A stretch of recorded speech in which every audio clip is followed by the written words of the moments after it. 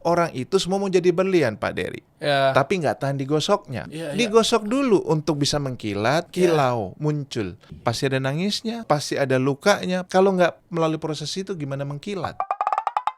Kita kasih solusi. Mas Dewo. Aduh, beliau ini luar biasa loh. Punya kapal tanker, tongkang, dan lain sebagainya. Dan uniknya ternyata beli kapal tuh kan mesti pakai utang biasanya Mas ya. Nah, terus gimana antum caranya nggak ada utang? Oke. Nanti jangan dijawab dulu ya. Oke. Nanti. Teman-teman pastikan nonton sampai akhir. Kenapa? Karena ini buat pengusaha yang pengen naik kelas. Beliau ini juaranya. Karena saya tahu sepak terjang beliau dari zaman-zaman komunitas pengusaha muslim Trisakti. Sekarang jadi komunitas pengusaha muslim. Total berapa binaannya? Ribuan deh. Sekarang hampir 5.000. Wow. Tapi udah gak ada Trisaktinya embel-embelnya Ya, karena banyak non-alumni yang ingin ikutan, dibina, berkiprah, ikut dagang di dalam grup-grup, tanya-tanya. Jadi akhirnya udah kita bikin yayasan, kita buka, selain Trisakti juga masuk. Makanya jadinya T-nya jadi Hilang. hilang. Iya, sekarang badan resminya udah jadi yayasan juga, jadi formal. Iya, dan banyak ilmu yang didapat dari teman-teman pengusaha karena memang aplikatif, praktek, dan seterusnya gitu kan. Dan sebenarnya yang paling mendasarnya itu adalah gini, untuk Mas Dewo ya. Gimana caranya kita memulai bisnis dengan tanpa modal gitu? Emang bisa ya? Dan era sekarang kan pasti kan rata-rata yang berani ngeluarin duit banyak siapa sih? Bank. Nah sementara Mas Dewo punya kapal-kapal itu aja kan nggak pakai utang, belinya pakai apa?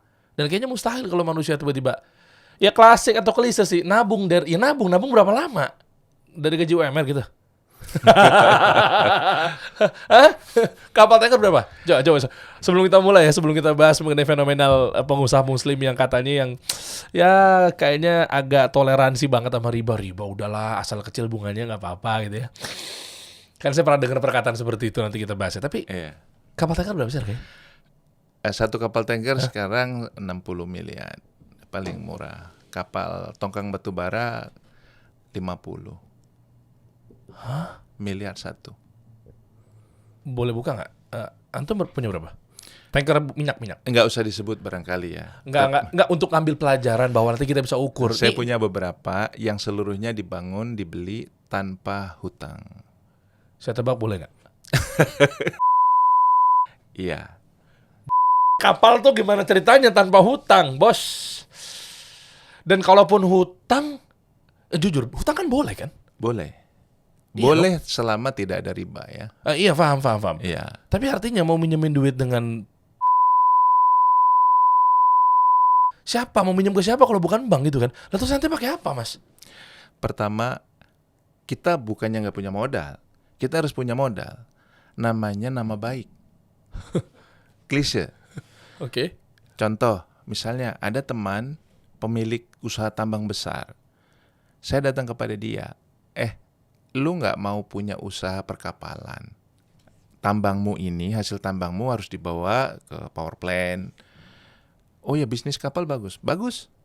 Gini aja, kamu pakai uangmu, beli kapal, aku yang ngelola. Oh. Oke, sepakat. Aku 75, kamu 25 ya. Berapapun hasilnya kita bagi. Tapi kamu kendalikan harus untung. Jadi kapal dia yang beli, saya yang mengelola. Hasilnya saya 25% bukan? Oh iya. Mudharabah. Dan besar hasilnya. Oh. Contoh ya. Jadi kata siapa harus pakai modal. Oh. Tapi kalau kita nggak punya nama. Nah itu maksud saya, Mas. Iya memang iya. Tadi Mas Dewo udah bilang depannya memang klise. Cuma itu klise yang bervalue dan bermanfaat. Dalam artian gini, nama besar, nama baik, personal brand. Nah itu kan juga apalagi dengan kondisi kapal itu kan kayaknya saya rasa sekelas artis pun juga belum tentu bisa gitu segede nama besarnya atau personal brandnya. Kan ada rumus-rumus tertentu gitu. Nggak mungkin hipnotis kan Anda? Ya, Mas. Gini, jadi pengusaha itu yang dijual, apalagi bagi seorang muslim, itu nama baik. Iya. Itu. Karena kalau uang atau hal yang lain itu bisa ikut. Tapi kalau nama baik nggak punya, keprofesionalan, komitmen, disiplin diri. Kalau orang nggak suka sama kita pada hal-hal tadi, mana mau. Orang itu kan ingin kerja sama-sama kita agar investasinya aman dan tumbuh. Dia harus yakin, oh ini saya taruh sama saya, uangnya aman dan tumbuh. Jadi itu yang dijaga. Problemnya sama kita, suka kepleset di situ. nggak bisa amanah. Ada sifat-sifat pengusaha muslim yang saya bisa sebut yang harus Oke. dijaga. Oke, apa tuh? Yang pertama adalah meyakini bahwa sebagai muslim tuh harus khauf dan roja. Ya, saya jadi ngomong begini ya. Oh, ya, jadi nggak apa-apa. nggak apa-apa ya. Nggak apa-apa. Yuk. Khauf dan roja itu harus takut sama hukum-hukum Allah. Yakin Al-Quran dan hadis itu pegangan umat muslim. Ya, Ada aturan di dalamnya, nggak hanya mengenai ibadah, mengenai akidah, tetapi juga fikih muamalah. Pegang. Ilmunya jadi kuat. Oh, landasannya ini aku pegang. Sehingga pada saat masuk bisnis, kita pegangnya udah kenceng. Oh, ada Quran dan hadis yang sudah mengatur semuanya, termasuk fikih muamalah, maliyah, jadi pengusaha, adab-adab jual beli seluruhnya. setuju. Setelah itu muncul jadi sifat khauf, takut kepada Allah, dan roja berharap. Berharap apa? Bila mana kita sudah takut kepada Allah, taat aturannya, akan dibukakan pintu rezeki dunia dan akan dibukakan pintu rezeki akhirat. Pegang betul-betul sikap dua tadi. Oke. Jadi khauf dan roja. Baru di bawahnya ada sidik ya, Ya. jujur itu mah umum ya, amanah. Jangan sampai cacat nama aja. Kita boleh dibilang apa saja, asal jangan dibilang omdo. Ngomong doang. Iya, nih Kang tipu nih. Aduh, Wah, selesai udah. udah. Mau bisnis apa, mau nawarin apa sama siapapun. Mau punya uang berapapun nggak bisa tumbuh karena orang ada yang percaya. Sering. Jadi satu, tadi amanah. Yang kedua, pintar melihat situasi. Teman, ada yang kesulitan uang, kapalnya dijogrokin begitu aja di hutan Kalimantan. Saya lihat nih kalau saya rawat sedikit-sedikit dia masih bisa kerja. Ini cerita udah lama belasan tahun lalu. Saya tawar setengah harga. Dari harga saat itu. Oke. Setengah harga. Ya, maksudnya berapa? Boleh tahu nggak? Oke lah, lanjut. Ya. Saya pakai tabungan saya tawar. Mau dikasih, karena dia juga bingung. Kapal ngejogrok kayak di Kalimantan, nggak kerja, nggak bisa. Saya rapiin sedikit. Kapal itu belasan tahun sampai hari ini masih bisa kerja. Kemarin saya hitung sama anak-anak, kapal yang tadi saya beli itu penghasilannya aja lebih dari dikumpulin. Oh. Diperbaiki dan kapal itu masih kerja sampai hari ini. Pintar merawat, menjaga, tapi melihat peluang bahwa ada kapal yang nggak dipakai atau aset apapun yang nggak dipakai, kita optimalkan sungguh-sungguh. Si teorinya sederhana, tinggal mau rajin ngintip-ngintip aja gitu. Betul. Ini contoh ya. Ya, tapi gini Mas, maaf dipotong. Artinya kenapa kapal itu bisa ngejogrok?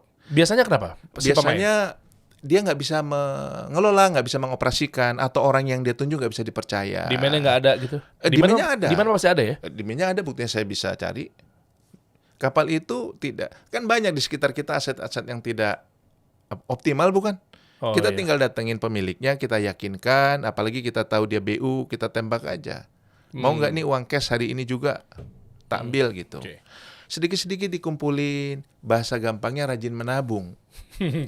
Rajin menabung. Tapi maksud saya perusahaan yang rajin menabung, pintar memilih aset, terus begitu. Lama-lama tumbuh sendiri kok. Allah bukakan jalan. Masya Allah. Ini kayaknya kita berat banget ya, agak turunin dikit Mas ya. Oh iya. UMKM pada ketinggian nih ngomongin kapal tanker, tongkang, bisnis. Agak turunin boleh ya Mas ya? Iya. Saya agak ngerem bentar ya. Sebenarnya bisa. Saya tahu mungkin Anda A sampai Z tentang dunia bahan bakar minyak dan seterusnya udah khatam lah, tapi penonton saya takutnya kabur Mas. Oke. Tone down, tenang, sabar. Beliau ini insight-nya harus diambil teman-teman. Kenapa? Karena banyak melihat pengusaha-pengusaha muda kan pasti kan ya mau muda mau tua itu kan pain-nya atau kesulitannya, masalahnya banyak. Nah ini kita mundur dikit, habis itu kita bahas dari awal ya Mas ya. Apa sih paling banyak kendala pengusaha-pengusaha muslim saat ini nih? Satu, nggak tahan rasa sakit. Oh, oke. Dua, nggak punya disiplin. Oke. Ketiga, nggak bisa istiqomah. Orang itu untuk komitmen usaha sering. Saya berkomitmen punya usaha, bubur ayam, dagang hijab, ini itu. Komitmen itu butuh untuk memulai. Ya. Tapi untuk bisa running terus, dia perlu namanya konsistensi, istiqomah. Ya. Ini nggak laku sedikit, udah nangis guling-guling, nggak diterusin. Banyak nggak di sekitar kita? Oh banyak. Banyak sekali. Banyak. Padahal mustahil menjadi pengusaha kalau nggak punya sifat konsisten. Yang ketiga, nggak punya disiplin. Disiplin. Bangun buka toko jam 7 pagi, tutup jam 8. Laku nggak laku. Mungkin nggak laku, tapi kita sambil cari akal, gimana cara ngelakunya. Pokoknya disiplin aja, tahan rasa sakitnya. Periode bisnis paling berat tuh 5 tahun. Biasanya anak-anak muda nggak tahan di sini. Nggak tahan rasa sakit, nggak tahan konsistensi, nggak tahan disiplin. Disiplin itu kan melakukan sesuatu yang tidak disukai tapi harus dilakukan. Oh iya lagi. Ya kan? Iya. Sholat mengajarkan kita begitu. Kadang ngantuk, sholat subuh harus ke masjid kan nyebelin di awal-awal. Tapi kalau tanpa disiplin nggak bisa. Sama dengan bisnis. Oke. Komitmen di awal, konsistensi dalam bahasa Islamnya istiqomah, yang terakhir disiplin. Oke. Tanpa itu semua lebih baik nggak usah jadi pengusaha barangkali. Kerja aja ya. Pura-pura jadi pengusaha namanya. Nanti dagang ini, dagang itu, bulan depannya ganti dagang. Nggak konsisten. Banyak nggak di antara kita? Wah, banyak sekali. Nggak bisa tumbuh, bos. Ya. Nggak bisa tumbuh. Bisnis itu kan nanam pohon, nanam bibit, Ya. sabar sampai buahnya tumbuh. Orang banyak nggak sabar. Dikasih pupuk, kasih air, kasih apa gitu. Hama menyerang, Ya. kita bersihin, kasih pupuk lagi. Ini kan capek. Hasilnya belum ada, buahnya belum muncul. Jadi batang, udah nggak tahan, dimakan batangnya, nggak akan tumbuh. Oh iya. Sabar sampai buahnya tumbuh. Periode kritikal itu 5 tahun. Saya iseng bikin statistik ya. 100 orang yang bikin usaha, dalam 1 tahun tinggal 10. Dari 10 ini yang tahan 5 tahun tinggal 1. Masa sih mas? Statistik umum dari sekitar saya. Paham. Jadi kalau 100 orang buka usaha hari ini, yang tahan nanti 5 tahun masih jalan tinggal 1. Most of, kebanyakan. Sisanya rontok.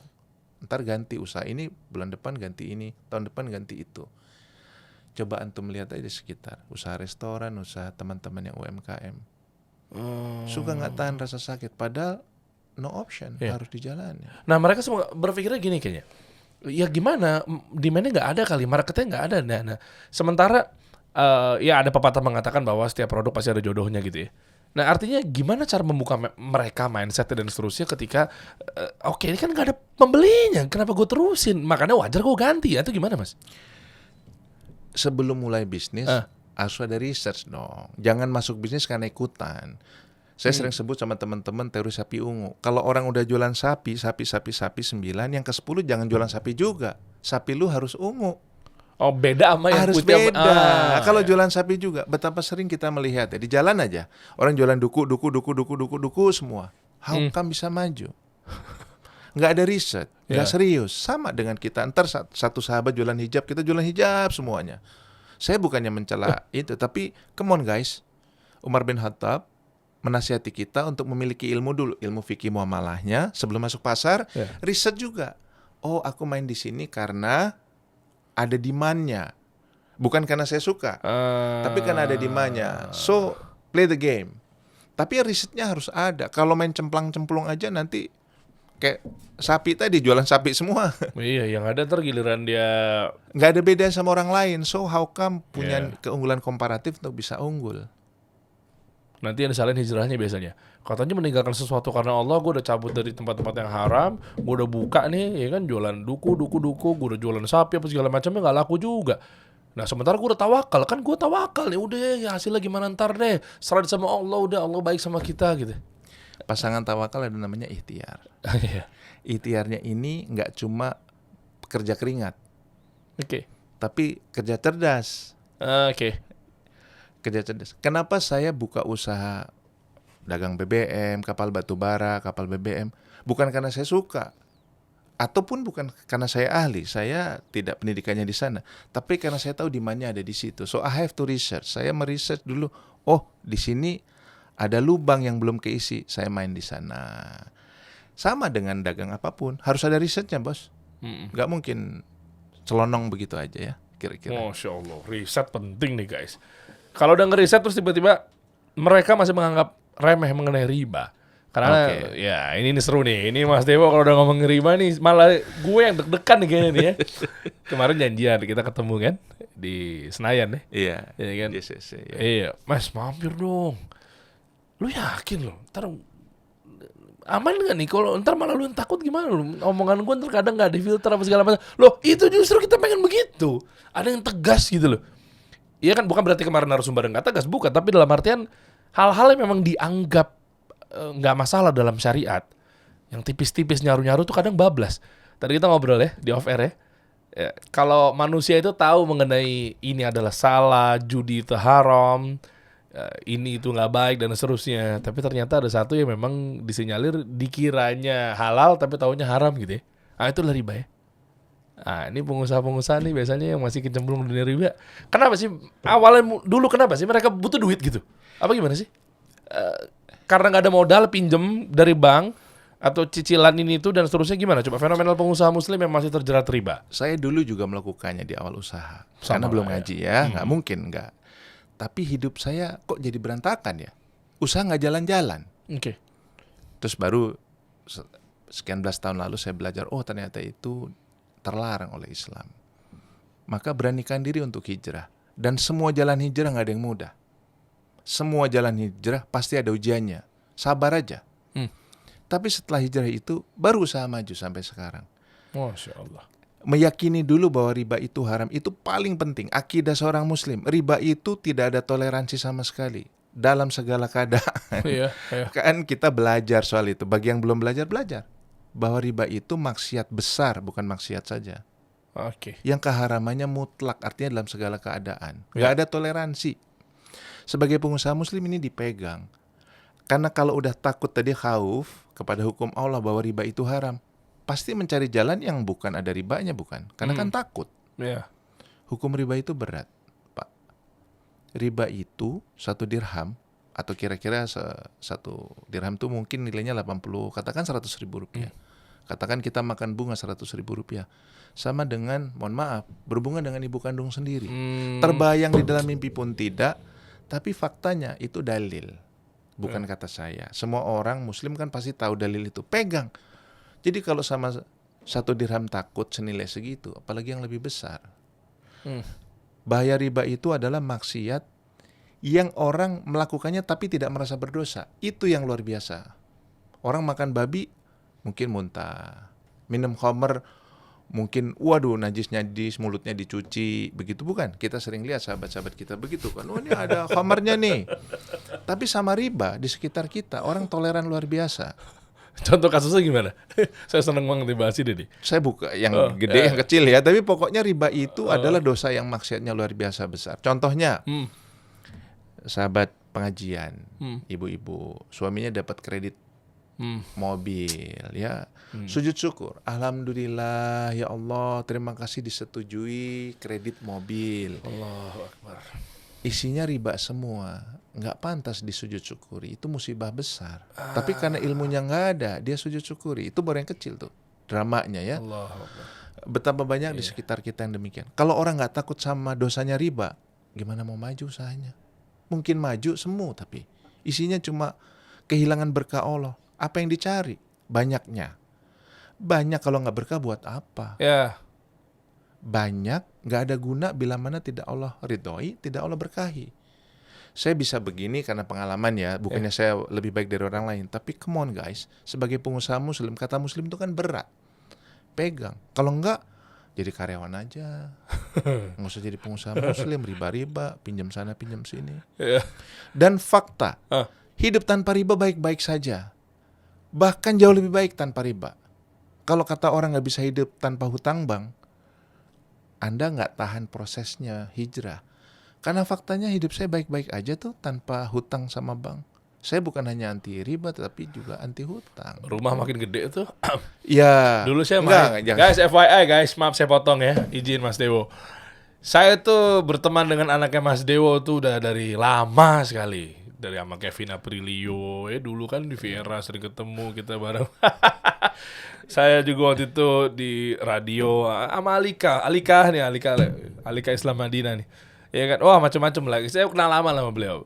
Terus waktu itu intermezzo dikit ya Mas. Mas, aku tuh main loh tempat Mas yang itu loh, rumah yang di sini. Oh tuh rumah yang mana? Bercanda. Ini beliau bercanda. Ini nggak ada maksud. Kita kan teman ya. Waktu masih kecil apa yang udah besar? Oh iya. Jujur. Tapi waktu itu di mata saya udah besar yang di, ya udah ini kan konfidensial lah, jadi saya nggak sebutin lokasi yang di sini. Oh itu mah yang kecil. Perasaan saya syuting di dalam, main di dalam gede deh Mas.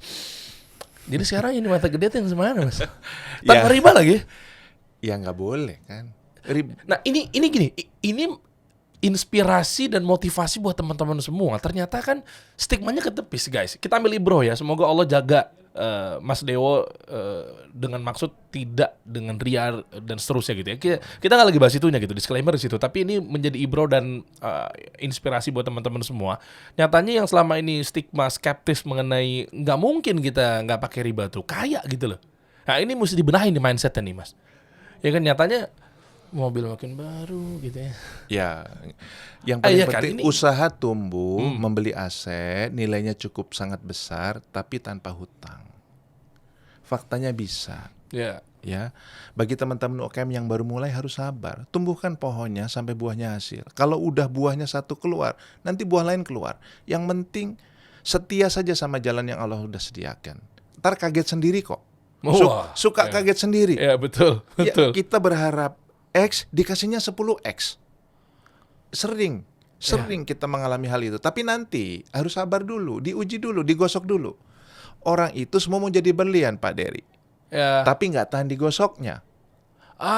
Keren.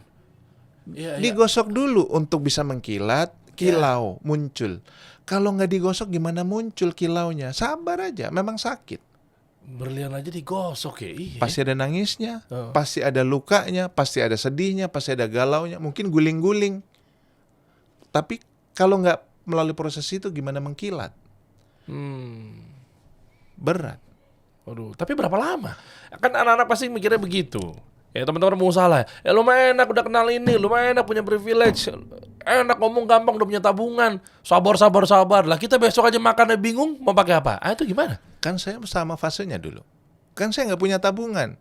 Saya kan bukan anak siapa-siapa juga. Memulainya kan apa yang dialami teman-teman semua, kan saya juga mengalami. Persis. Artinya kondisi saya tidak istimewa, saya dikasih siapa usaha ini atau anak siapa, anaknya siapa, atau keponakan siapa, atau minta pejabat siapa. Saya nggak kenal pejabat, saya nggak kenal siapa-siapa, saya nggak minta sama siapa-siapa. Sama dengan teman-teman semua. Bedanya mungkin pada saat saya melalui proses itu sabar aja, bukannya nggak sakit, sabar.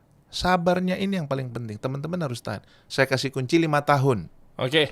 5 tahun itu waktu yang sangat kritis bagi pengusaha pemula. Tadi off air mungkin saya sebut ya. Statistik sederhana dari hitungan saya ya, dari komunitas yang saya bina. 100 yang mulai usaha hari ini yang bertahan dalam 1 tahun hanya 10. Dari 10 ini yang bertahan 5 tahun cuma 1. Jadi dapat dipastikan yang hari ini buka usaha, yang tahan 5 tahun cuma 1. Maka teman-teman harus jadi yang 1 itu, tahan 5 tahun. Bisnis apapun, di tahun ke-5 buahnya mulai tumbuh. Dimakan buahnya, jangan batangnya. Ada hasilnya, lihat laporan keuangan ada laba, ambil dividen sedikit, dimakan. Nggak sabar, nggak tahan, mau makan susah, sabar. Harus sabar. Sifat mendahulukan menabung. Udah sifat menabung ini udah sifat pengusaha. Tabung tuh bukan buat diri sendiri, tapi buat usaha. Berapapun keuntungan dibalikin lagi beli aset. Ya, menabung. Kedua, utamakan memiliki aset yang produktif. Contoh. Kalau bisnis jangan cuma trading, jangan cuma dagang, nggak ada aset. Iya muter-muter aja udah. Iya. Kan cuma ambil margin jadi pedagang ya. Tapi kalau asetnya menghasilkan sesuatu. Jadi apa misalnya rumah? Misalnya rumah jadi sesuatu yang bisa disewakan, dikontrakan. Rumahnya punya nilainya naik, tapi hasil bulannya dapat. Contoh aset ini. Kalau dalam kasus saya kan kapal. Saya beli kapalnya punya nilai. Nanti lama-lama kapalnya menghasilkan tiap bulan, bisa dimakan, tapi nilai kapal ini kan terus sampai. Jadi usahakan bisnis itu yang ada asetnya, yang menumbuhkan aset, mesin, rumah, kendaraan. Oh, kapal tuh nggak turun ya? Decline, tapi lama. Asetnya penurunan aset kan? Nurun, tapi misalnya 5 tahun sudah dihitung 0. Tapi ini kapal masih bisa 15 tahun kerja. 10 tahun isinya daging semua. Oh ya. Dari daging itu dikumpulin beli lagi kapal lainnya. Terus tambah. Nabung. Jangan beli Ferrari, jangan beli Lamborghini. Saya ya. Jangan beli jam mahal. Jangan bermewah-mewahan. Itu pengusaha muslim itu sikap itu penting. Jangan pengen gaya, jangan pengen bermewah-mewahan, jangan pengen kelihatan. Low profile, kalem, tiarap. nggak perlu memperlihatkan apa-apa kepada siapa-siapa, nggak perlu membuktikan apa-apa kepada siapa-siapa. Masya Allah, itu bagian dari reward kali, Mas. Dengan beli mobil Ferrari, beli jam mewah, itu kan reward. Maksudnya kan dulu mungkin hidupnya susah. Kan ada biar kita jadi lebih semangat lagi. Dulu nggak pernah punya itu. Akhirnya itu mencapai hasil yang memang, wah, untuk mengingat, jam ini ternyata gue bisa dapetin di sini. Artinya kalau gue nggak kerja, hilang nanti semuanya. Nah, dia bangkit lagi. Yang kayak gitu-gitu kan. Maksudnya kan tuh, gimana tuh? Saya sarankan jangan. Kenapa? Ini ngomongin ke cash perusahaannya akan keganggu atau seperti apa kalau kita buru-buru metik buahnya banyak? Gini, selalu ada musim badai datang. Oke. Bersiap-siaplah. Bayangkan betapa banyak perusahaan yang nggak hemat di masa COVID ambruk, bukan? Sabar. Di masa COVID, di masa krisis ekonomi, saya nggak pernah keganggu, bapak-bapak. Karena ada tabungan untuk menghadapi masa itu. Nabung, sabar. Reward buat diri sendiri. Nggak perlu kali. Bukannya beli barang jelek, bukan. Bagus, tapi nggak harus mewah, bukan. Bayangkan barang mewah itu kalau kita jadikan jalan dakwah. Mohon maaf nih ya. Kalau mau dilempar ke samping, bukan ke perusahaan. Betapa banyak medan dakwah membutuhkan. Yang paling simpel bangun masjid aja. Satu Lamborghini jadi 7 masjid di daerah gempa di Cianjur. Saya lagi bikin satu di sana. Coba sayang nggak itu uang? Terus kalau naik Lambo itu ditepukin siapa? Perlu dapat pengakuan dari siapa? Saya nggak menjelekkan kalau orang mau naik Lambo, beli barang mahal. Saya nggak mau menjudge apapun. Tapi aku nggak ya. Pilihan ya. Itu pilihan. Ada banyak ya hal lain bisa dilakukan dengan harta titipan Oke. Allah tadi. Masya Allah. Mas Dewo luar biasa ya. Tapi kalau ngomongin Lambo dan seterusnya, apalagi Mas Dewo kan juga tadi kan ngomonginnya BBM, jual beli BBM ke kapal apa segala macam. Sebenarnya saya pengen naikin dikit teman-teman ya, dikit aja. Ini kan buat nambah wawasan kita semua. Dikit aja levelnya tapi jangan terlalu tinggi, Mas. Jangan terlalu sulit. Orang bisa kaya di BBM tuh gimana caranya ya? Kan harga dari Pertamina kan udah ketakar. Waduh, saya disuruh buka nih. Nggak mau jawab kalau yang itu. Kan saya bilang dikit aja, nggak usah detail. Kalau detail mah jangan. Satu, ketinggian, yang kedua udah deh nggak usah dibuka gitu maksudnya. Pilihan masing-masing. Tapi jangan terlalu tinggi, Mas. Bisa nggak? Cuma saya mau tahu insight-nya. Ya pengen dong saya kan jadi naik kelas juga, Mas. Maksudnya kan level-level pengusaha kan ada banyak, layering-nya kan banyak. Kaki lima, ya awalnya UMKM sekarang jadi UKM. Nanti naik lagi jadi konglomerat kan begitu. Nah maksudnya sembari yang dari bawah saya mau tahu, saya pengen tahu kehidupan di atas saya itu untuk saya siap-siap. Kan boleh dong saya sekali kan, masa saya main sama UMKM, usaha-usaha kayak begini, masa saya nggak pengen juga sih punya kapal tongkang, pengen main di BBM kan juga pengen, Mas. Insight-nya dikit aja, pengen tahu gimana sih itu BBM tuh, kan harga dari Pertamina udah ketahuan, kok bisa kaya banget gitu loh. Gini, industri BBM, dia kayaknya saya di setup nih. Enggak kok, nanya loh. Kita nggak ada apa-apa kok, orang main nanya doang. Okay. Saya kan juga bukan pemain di situ. Saya juga suplai BBM tapi kan ke tambang, bukan ke retail, bukan. Jadi begini, industri BBM itu sesuatu yang tertakar. Iya. Nggak mungkin ada orang kayak mendadak, nggak mungkin. Lah iya, makanya tadi saya secara bilang, umum industri energi itu sesuatu yang mudah sekali diukur. harga Pertamina udah rilis harga kan, udah ketahuan kan? Price list ada. Kan? Jadi harga beli dari Pertamina ya segitu, ada harganya. Jadi kalau ada orang mampu membeli sesuatu yang di bawah harga yang normal, itu pasti melakukan jalur yang tidak resmi. Contoh ya. Misalnya harga Pertamina berapa sih? Ya umumnya sekarang 15.000 ya. 15.000 lah ya. Berarti nggak mungkin tuh ada orang beli 12.000. Ya ada diskon, tapi ada batasan kan dari Pertamina secara Iya, kan kapal tuh berapa sih tangkinya? Berapa ribu liter? Juta? Kalau yang enggak kan? Ya kalau yang besar itu bisa sampai 500 ton. Kalau tongkang-tongkang tuh paling 100 ton, 100.000 liter. Iya betul. Berarti 100.000 liter ya? Ya, Oke. tongkang lah yang kecil. Iya. Nah 100.000 liter. Lah kan kalau kita banyak penuhin 100.000 liter kan nggak mungkin 15.000, bisa aja diskon dong. Bisa, diskon itu tapi kan terukur ya Pertamina. Nah, kalau beli banyak 30, ada yang 25, ada yang 20, 15. That's all. Tergantung volume, tergantung kita pelanggan apa tidak. Tapi nggak bisa lebih dari itu. Dan itu formal ya. Terus margin besar tuh gimana caranya? Kan udah tahu bahwa si pemilik kapal-kapal yang beredar nih, kapal asing, kapal apa segala macam kan minyaknya kan kalau di pertengahan laut kan kehabisan bahan bakar. Nah, Iya. terus dia juga tahu harga rilis dari Pertamina itu berapa. Nah, terus margin besar gimana caranya? Kan nggak mungkin beli 15.000, gue jual sama lo 37.000 ya. Gue juga tahu kali harganya, misalnya gitu. Kalau orang mau beli ada price list. Yang jadi tantangan pedagang belinya di mana dan harga berapa. Oke. Kalau distributor ada harga resminya dari Pertamina, resminya. Yang di luar Special price. spesial di luar harga diskon, di luar jalur resmi, ya saya nggak mau jawab. Ya, diskon sekian persen lah pasti. Ya. Distributor pasti kan dapat lah. Ya. Kayak saya distributor baju, saya punya baju. Ayo ada mau daftar jadi distributor atau reseller nggak? Nanti saya kasih diskon 30%. Yes. Di luar dari harga jual. Yes. Nah itu oke lah, paham. Cuma kan bisa kaya banget itu.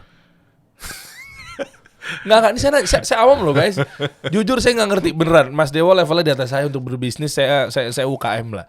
Makanya saya justru mau belajar. Tapi nggak apa-apa. It's okay kalau nggak mau jawab juga nggak apa-apa. Coba dikit saya mau tahu insight aja sih sebenarnya. Nggak usah tinggi-tinggi juga, nggak nyampe juga UMKM takutnya. Ya, pokoknya kalau orang kaya dari BBM pasti memiliki sumber BBM di luar Pertamina resmi. Diplomatis sekali Anda Mas Dewo. Ini podcast. Oh gitu ya. Iya. Berarti dia nggak resmi. Saya nggak berani nyebut itu, tapi memiliki jalur di luar harga resmi Pertamina. Dapatnya dari mana? Walau alam. Oke. Kapal itu kalau dengan 100.000 liter perjalanan dari A ke B habis nggak? Ya tergantung jarak ya. Kalau jaraknya jauh antar pulau, katakan dari Jawa ke Papua habis. Tapi kalau cuma sampai Sulawesi, cuma setengah. Nah, cuma setengahnya 50. kemana? Nggak, ini beneran saya nanya, maksudnya setengahnya kemana? Biasanya dilaporkan. Nah, laporan ini harus di cross check sama anak-anak di lapangan. Oke, kita bahas UMKM aja guys ya. UMKM aja, UMKM. Wah, Lah kan saya pengen jadi auditor, masa nggak boleh sih mas? Ya udahlah ya. Ya kan biasanya begitu. Nih kamu ada jatah sekian, bikin event ya. Ada anggaran saya swasta deh. Ya saya mau bikin expo, ya kan? Cepret, ada anggaran nih yang harus dikeluarkan. Lah kalau exponya misalnya kelihatan nggak megah-megah banget, lah sisa tenannya nih jatah nih. Ini gue modalin deh 5 miliar. Yuk kita bikin pameran yuk. Oke? Nah 5 miliar ternyata tenannya yang harusnya 5 miliar open tenan 200 tenan, lah kok cuma 30 tenan? Artinya pertanyaan kan, lah budget yang buat dijadikan tenan kan harusnya balik dong. yes. Gitu dong. Yes. Nah makanya saya nanya, kapal ini kan bingung. Lah emang udah pasti habis. Lah kalau nggak habis kemana? Itu analogi yang sama menurut saya. Saya sebagai pemilik kapal biasa memberi anggaran kepada para kapten. Katakan ini jatahmu untuk trip ini bulan ini sekian puluh ton umpama ya, atau sekian ratus ton. Udah. Nah sisa atau enggak itu terserah kapten biasanya. Karena udah dianggarkan masuk dalam hitungan kapal saya sekian. Bagaimana dia merilis, sisa apa enggak, disimpan apa enggak itu udah memang udah diikhlaskan sebagai pemilik kapal ya. Nah, para kapten ini urusan mereka, urusan rumah tangga kapal sendiri. Kan gitu. nggak mungkin disedot terus balikin Pertamina kelebihan nih, gitu kan? Nggak mungkin kan? Pengusaha Nggak nih, mungkin. tampung nih, gitu kan? Nggak boleh juga secara hukum. Iya, artinya gitu. Nggak tahu kalau dioper ke kapal asing. Iya kan kata UMKM ya, kita fokus ya. Memang agak ngeri ya dunia per-BBM-an minyak ya. Di samping saya nggak ada ilmunya, saya juga takut juga sebenarnya kalau harus naik kelas dengan sisi yang situ. Pemain-pemainnya udah banyak lah, ya kan. Tapi balik ke masalah UMKM lagi. Riba, seru nih kita bahas. UMKM nggak lebih dari apa ya, masih kasusnya ya, riba, goror, apa lagi ya? Semangat tadi konsistensi itu buat saya itu juga penyakit ya. Apalagi terus punya sifat tadi kalau menyentuh riba itu suka berhutang kan. Nah ini Suka berhutang, dikit-dikit punya masalah sama problem modal, lalu lari ke pinjaman ribawi. Apalagi, ini mohon maaf kalau ini saya buka, penyakit masyarakat di Jakarta bukannya sombong atau bukannya apa maksudnya? Pinjaman online. Allah. Itu kanker yang luar biasa merusak, orang tidak sadar, seolah kenikmatan dan solusi cepat, tapi itu daya rusak dan daya bunuhnya luar biasa. Daya bunuhnya luar biasa. Kenapa? Karena orang lalu kebingungan solusinya.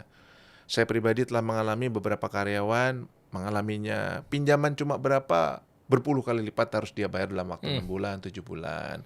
Karyawan kabur, dikejar debt collector, keluar kerja tiba-tiba. Kisah ini seluruhnya diselimuti gara-gara kasus pinjol. Plus judi online.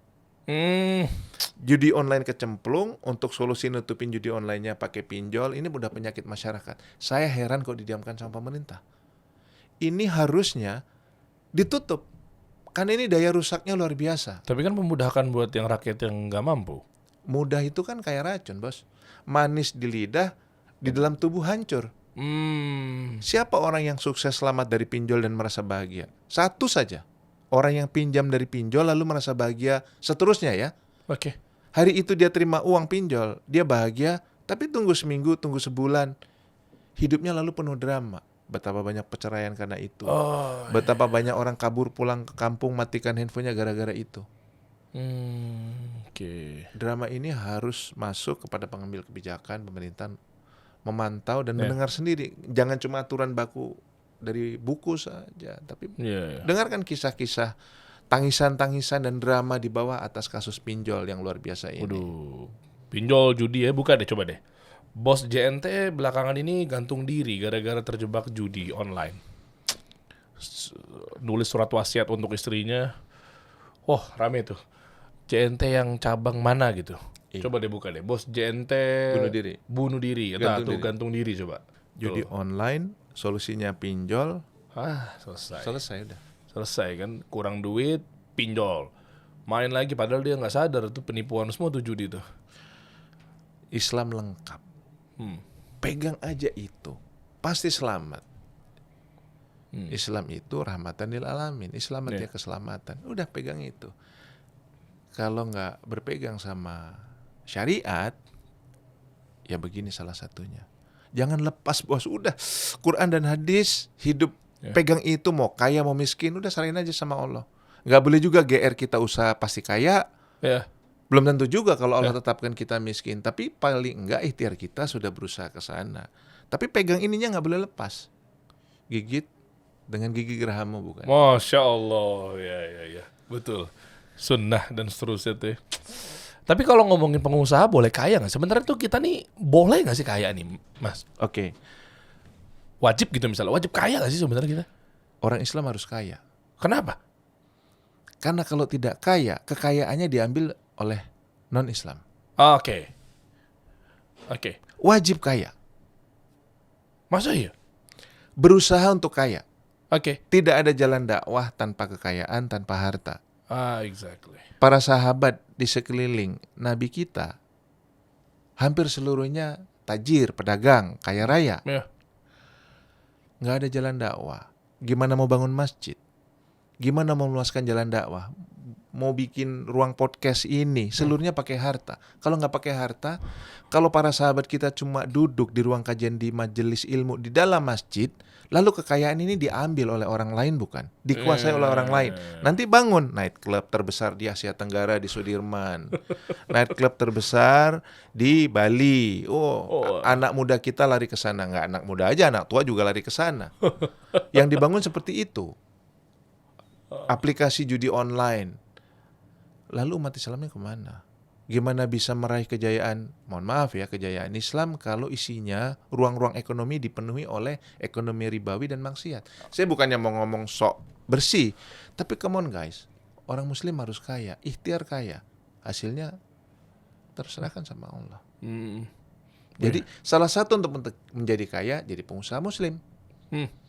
Dari 100 orang terkaya Indonesia, berapa yang Muslim? Ya Allah. Beberapa, kita nggak perlu sebut ada, tapi didominasi sama yang kafir. Nomor 1, nomor 2 orang terkaya di Indonesia adalah pemilik bank. Ya. Bank ribawi bukan? Ribawi lah. Bank ribawinya nasabahnya Muslim bukan? Nasabahnya Muslim.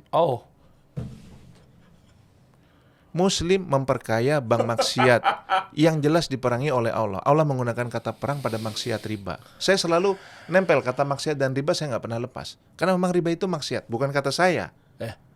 Artinya, come on guys, kalau Allah perangi, lu nggak perangi. Jangan malah memperkaya bank yang isinya maksiat. Yang jadi pegawai tamannya pun tidak boleh. Apalagi jadi pegawai karyawannya. Bukan kata saya. Ini kalau ngomong gini bukan katanya Dewo ya. Tapi dalil begitu banyak kajian yang kita telah pelajari menyatakan bank ribawi adalah maksiat. Jadi pegawainya. Tapi kok sebagian muslim memperkaya. Bank tersebut memperbesar.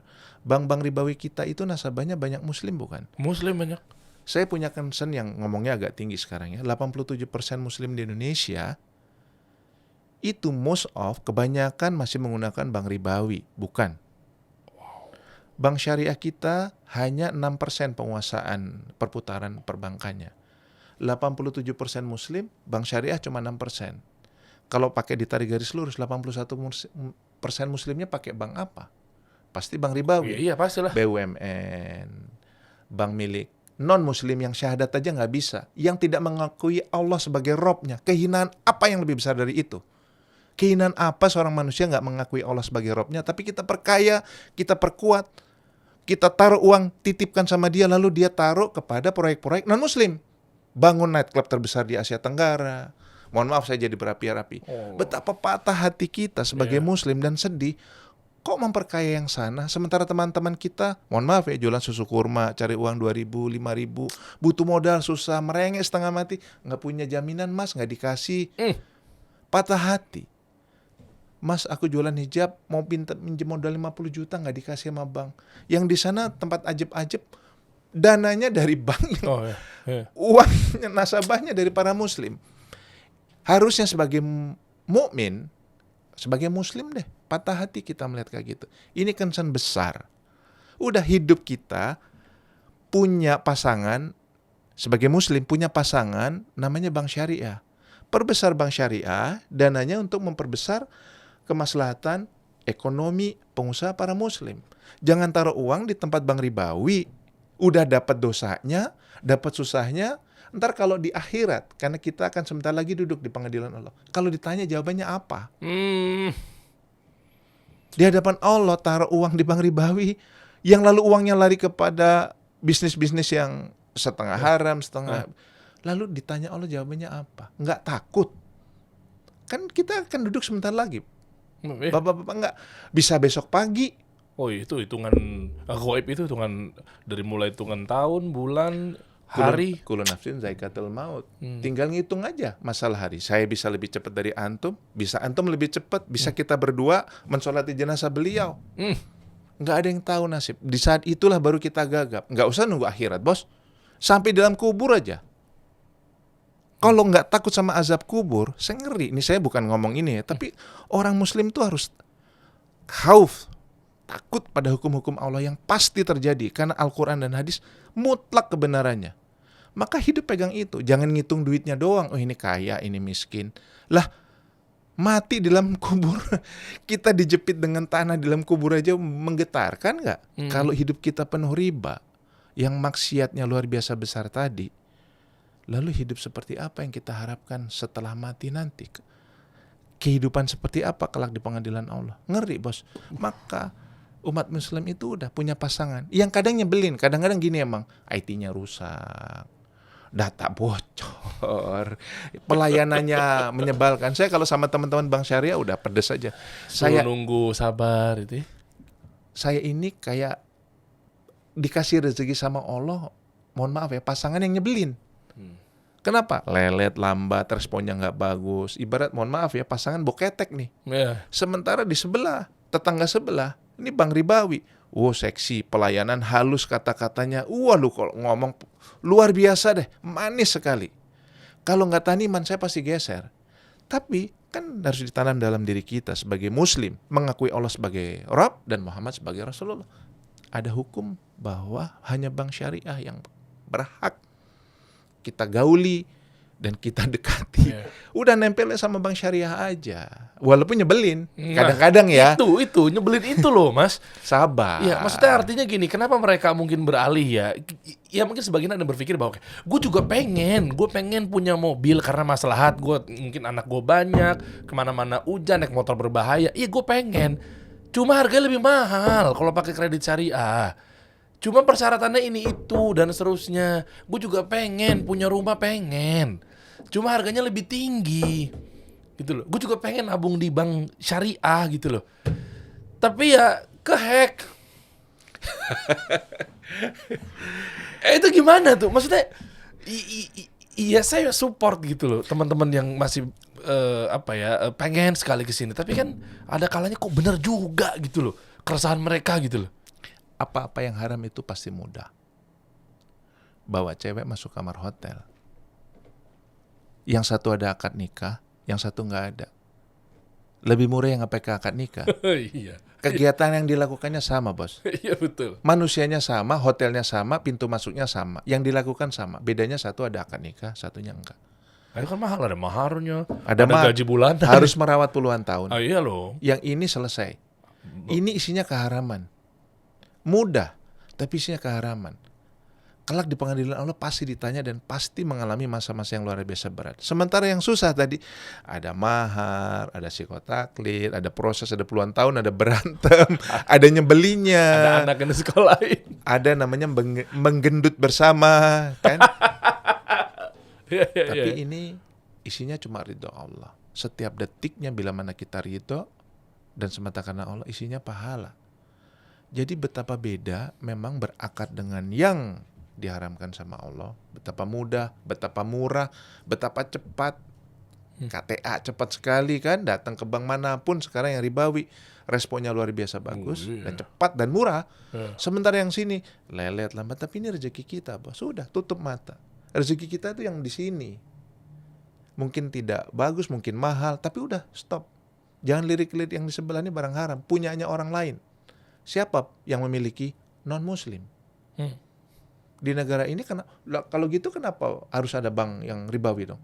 Bukan untuk muslim. Boleh dong. Boleh. Silakan digunakan. Toleransi. Iya, dibesarkan. Muslim besarkan banknya sendiri, miliknya sendiri. Jangan malah dihancurin, dicela. Kayak mencela bini sendiri. Nggak boleh. Nyebelin memang. Tapi yuk kita growth bersama. Yuk kita belajar bersama. Kita percantik. Kita mau perlu skincare, diet. Oke. Tapi jatah kita, rezeki kita hanya di sini. Jangan pernah berpaling sebagai muslim di Indonesia dari bank syariah. Titik, harga mati. Masya Allah. Kalau Mas Dewa nih emang ya happy deg-degan sih memang. Tapi isinya bermanfaat loh. Karena banyak juga yang seperti tadi yang kita bilang ya. Aku hanya sharing pengalaman hidup. Tapi percayalah, berpegang sama hal-hal seperti itu. Saya nggak bilang hidup saya memenuhi seluruh kehidupan yang Islami, tetapi saya berusaha dan faktanya hidup baik-baik aja kok. Kata siapa nggak bisa kaya tanpa pinjaman bank ribawi? Kata siapa nggak bisa punya duit? Sabar, nanti Allah bukakan jalan one by one. Dan kita suka kaget sendiri. Betul, kaget tiba-tiba kok kapalnya belasan gitu ya. Kata siapa nggak punya kapal belasan gitu ya. Zaman muda dulu boro-boro bermimpi punya kapal, bos. Tidak pernah terbayangkan berani. Ngayal aja nggak berani. Dulu mimpinya punya mobil bagus. Ya zaman lebih muda, mimpinya cuma mobil bagus. Sekarang mobil bagus nggak kepikiran. Artinya hidup dibukan Allah. Dulu mana pernah terbayangkan beli kapal satu setnya harga. Mustahil, terbayang masuk mimpi aja nggak berani. Saya menggilai diri saya sendiri. Gila kamu berani berkhayal begitu. Tapi hari ini aja saya planning saya anggaran untuk beli kapal tanpa hutang, tanpa riba. Kapan? Ini soon. Ya dalam proses ini kan kita kapal apa? Ya nggak satu tapi beberapa. Artinya saya berani memiliki program seperti itu. Jangan lihat angkanya. Tapi mimpi itu akan tumbuh sejalan dengan usia, sejalan dengan jalannya usaha. Asal sabar, tahan digosok, nangis boleh, guling-guling boleh, capek boleh, lelah boleh. Kalau perlu gerung-gerung di malam-malam, di tengah malam, di sujud-sujud kita. Tapi yang satu hal yang nggak boleh lakukan, nyerah. Masya Allah. Mas Dewo, suka banget saya begini nih. Tolong dipotong-potong ya, tadi banyak banget poin-poin buat potongan TikTok tuh. Itu FYP-able banget tuh.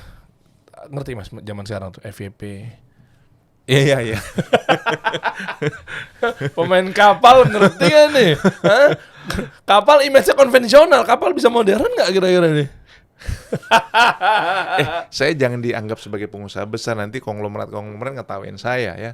Saya cuma berani bilang saya hidup tanpa hutang, tanpa riba. Itu aja. Dia boleh ketawa-tawa sekarang di akhirat. Apakah Anda bisa tertawa-tawa? Semoga mereka diberi hidayah. Kita Amin, nggak amin, boleh. ya Rabb. Amin, iya betul setuju. Kita doakan mereka. Semoga Allah berikan hidayah. Semoga dia juga lebih. Ya mungkin kita ngomongin oknum ya. Kita nggak bilang semua ya. Banyak konglomerat yang memang insya Allah secara halal juga banyak. Tapi kan kalau kita ngobrol tadi kan banyak juga ternyata yang secara oknum, ya kan? Balik lagi nih bahas BBM yang. Gini, teman-teman suka mudah silau pada apa yang terlihat. Ya. Tapi kalau kita ada di dalamnya, kita tahu. Tinggal kita pilih mau ikut gelap, mau abu-abu, atau mau yang putih.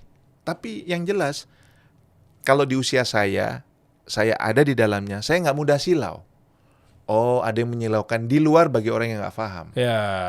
Kalem aja, jadi muslim kan kalem, tenang. Kita memiliki banyak pilihan kok. Oh, ini pilihan yang telah Allah atur di jalan yang ini, udah pilih.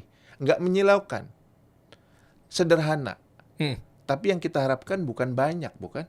Kita yang berharap itu bukan hanya dirahmati, tapi diberkahi Allah. Allah ridho ya dengan jalan seperti ini.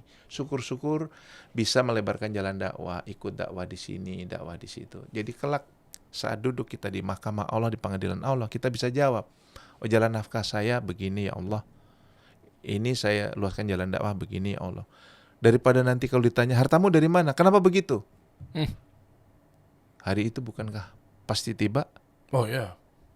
Kita semua harusnya takut. Dan harus bersiap-siap. Kalau orang pintar kan pasti bersiap-siap. Nggak boleh menafikan, mengecilkan apa yang akan terjadi dalam kubur, apa yang terjadi mahkamah Allah, di pengadilan Allah. Kita semua maju ke sana. Jadi mau jadi pengusaha, mau jadi tukang siapin kamera, mau jadi tukang supir, sama. Pokoknya kalau antum butuh akses ke perbankan syariah manapun, Pengen. WA aku. Pengen banget. Pilih yang mau yang mana. Wah, ngeri. Boleh. Kalau urusan kayak gitu saya bukain buat Dery. Mantap, jazakallah khair. Antum jazakallah. Jazakallah khair. Boleh kita ngobrol di sini Mas ya? Iya. Jadi pengen lebih cepat, lebih baik. Ini kita ngobrolin deh. Kita kasih solusi.